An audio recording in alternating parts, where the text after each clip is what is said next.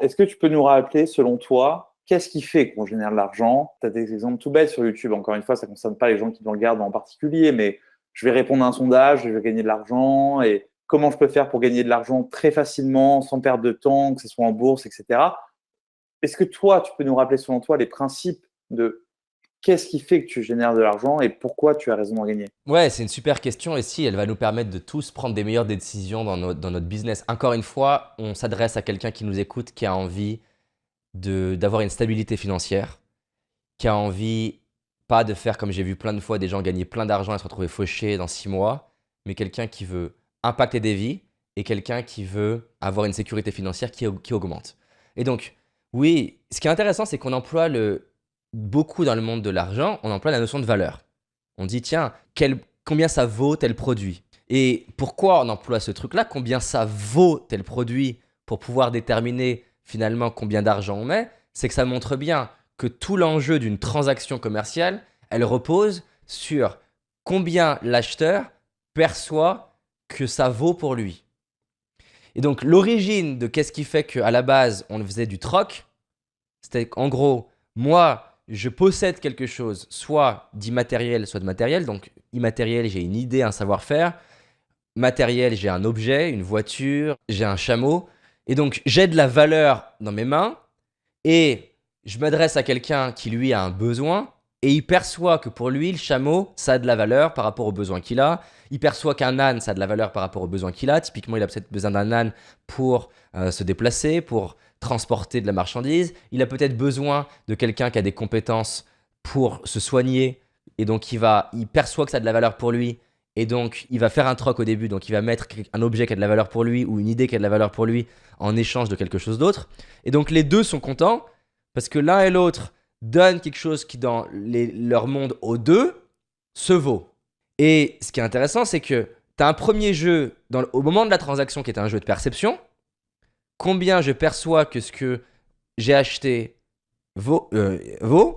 Et tu as un deuxième moment, une fois que je reçois ce que j'ai acheté ou ce que j'ai échangé, est-ce que j'ai toujours l'impression que ce que j'ai investi en pensée, en temps, en énergie ou en argent, j'ai l'impression d'avoir récupéré à la même valeur? Et pourquoi c'est clé ce truc-là? C'est que si effectivement, en tant que client, j'ai l'impression qu'au moment où j'ai fait la transaction, j'ai perçu que j'allais recevoir pour 1000 euros de valeur et donc du coup j'ai mis 1000 euros, mais qu'au final, après la transaction, quand je consomme le produit, j'ai l'impression d'avoir mis et d'investi 1000 euros mais reçu 100, je suis frustré, je suis en colère et comme n'importe quelle personne qui est frustrée et en colère, je vais non seulement ne pas racheter, mais je vais aussi faire en sorte que d'autres personnes ne rachètent pas, me plaindre, être frustré, attaquer. Et donc, n'importe quel business qui est basé sur l'idée que je vais plus prendre que donner, en gros, je vais prendre beaucoup plus d'argent que ce que je vais donner en valeur dans les yeux de mon client, ne peut, à terme, qu'amener à sa fin. Et c'est la raison pour laquelle tous les schémas, les pyramides de Ponzi par exemple, qui sont basés sur aucune valeur réelle, au moins perçue pour le client, s'écroulent.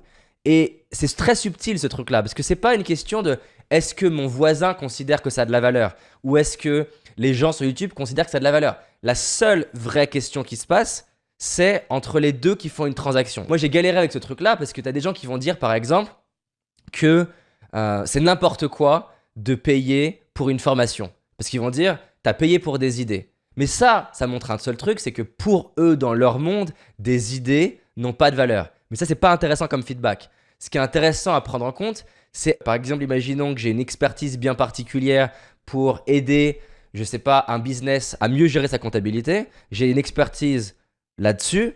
Si en face de moi, j'ai un entrepreneur qui souffre parce qu'il a une comptabilité chaotique et qui considère que dans son monde, ces idées-là valent 50 000 euros par exemple, qui les investit et que moi je lui donne cette valeur et qu'après coup ils se disent waouh, j'ai reçu, ça a changé ma vie pour une valeur d'au moins 50 000 euros, et ben là il y a un échange équitable, c'est-à-dire que c'est altruiste, narcissique, j'ai autant donné que reçu. Ça crée un business qui est pérenne et qui va croître. Parce qu'il n'y a aucune raison, un, que mon client rachète, deux, qui me recommande, et trois, au-delà même de me recommander, qui laisse faire les choses. Donc, si je frustre beaucoup de clients, il ne rachètera pas, il ne me recommandera pas, et même il va, aujourd'hui encore plus avec les outils des réseaux sociaux, il va agir pour faire en sorte que d'autres n'achètent pas. Ça va devenir presque sa cause. Et en plus, on sait aujourd'hui avec les réseaux sociaux, il suffit juste que tu aies quelques clients vraiment pas satisfaits pour que ton business s'écroule. Et donc, c'est ça qui est hyper important. Qu'est-ce qui fait que tu es prêt, que ton business, on va dire, il peut survivre à une crise médiatique ou une crise des réseaux sociaux? C'est si tu as suffisamment de clients dans ta cible qui sont sursatisfaits. Tu n'échapperas pas à avoir quelqu'un qui n'est pas dans ta cible qui finit quand même par acheter parce que toi, tu as beau avoir mis la valeur sur la table, si dans son monde à lui, ça n'a pas de valeur, il pourra quand même considérer qu'il n'a pas reçu la valeur et que peut-être potentiellement il s'est fait arnaquer ou que ça vaut rien.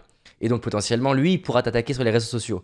Mais si tu as suffisamment de gens qui sont dans ta cible, qui eux se disent « ça change ma vie, ça change mon business, ça résout mon problème », ces gens-là, non seulement souvent ils vont vouloir te défendre parce que tu as changé leur vie, mais en plus de ça, tu as suffisamment de témoignages pour que des gens comme eux se disent « tiens, finalement, toutes les critiques que j'entends, c'est des gens qui me ressemblent pas et tous les gens qui disent que c'est super, c'est des gens qui me ressemblent. » Maintenant, ça soulève une autre question qui est comment je fais pour éviter le plus possible de vendre aux gens qui ne me correspondent pas du tout, parce que même si ça me donne de l'argent à court terme, c'est peut-être le meilleur moyen d'écrouler mon business.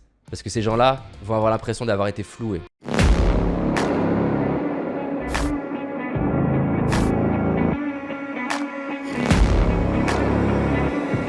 Business Tribe organise The Game, un événement inédit réservé aux entrepreneurs qui cartonnent déjà et animés à l'idée de transformer la vie de leurs clients et de leurs équipes.